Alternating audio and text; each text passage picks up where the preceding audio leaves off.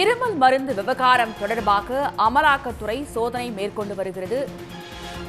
கோடம்பாக்கம் நாகார்ஜுனா 2வது தெருவில் உள்ள ரங்கநாதன் அபார்ட்மெண்டில் தற்போது அமலாக்கத்துறையினர் சோதனை மேற்கொண்டு வருகின்றனர்.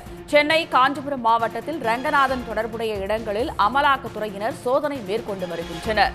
மத்திய பிரதேசத்தில் கோல்ட்ரீஃப் இருமல் மருந்து சாப்பிட்ட 22 குழந்தைகள் உயிரிழந்த விவகாரத்தில் அமலாக்கத்துறை சோதனை மேற்கொண்டு வருகிறது. கோடம்பாக்கம் நாகார்ஜுனா 2வது தெருவில் உள்ள ரங்கநாதன் அபார்ட்மெண்டில் தற்போது அமலாக்கத்துறையினர் சோதனை மேற்கொண்டு வருகின்றனர்.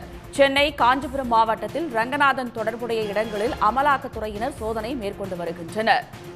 மத்திய பிரதேசத்தில் கோல்ட்ரீஃப் இருமல் மருந்து சாப்பிட்ட 22 குழந்தைகள் உயிரிழந்த விவகாரத்தில் அமலாக்கத்துறையினர் சோதனை மேற்கொண்டு வருகின்றனர்.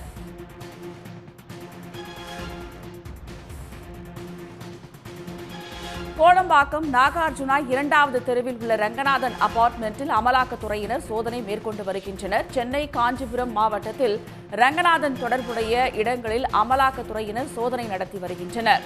அண்ணா நகரில் உள்ள உணவு பாதுகாப்பு மற்றும் மருந்து நிர்வாகத்துறை இணை இயக்குநர் கார்த்திகேயன் வீட்டில் சோதனை நடைபெற்று வருகிறது.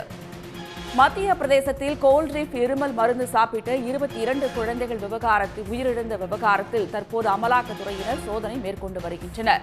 ரங்கநாதன் தொடர்புடைய இடங்களில் அமலாக்கத்துறையினர் தற்போது சோதனை மேற்கொண்டு வருகின்றனர். சென்னை, காஞ்சிபுரம் மாவட்டத்தில் ரங்கநாதன் தொடர்புடைய இடங்களில் அமலாக்கத்துறையினர் சோதனை மேற்கொண்டு வருகின்றனர். கோல்ட்ரீஃப் இருமல் மருந்து சாப்பிட்டு 22 குழந்தைகள் உயிரிழந்த விவகாரம் தொடர்பாக அமலாக்கத்துறையினர் இந்த சோதனையை மேற்கொண்டு வருகின்றனர்.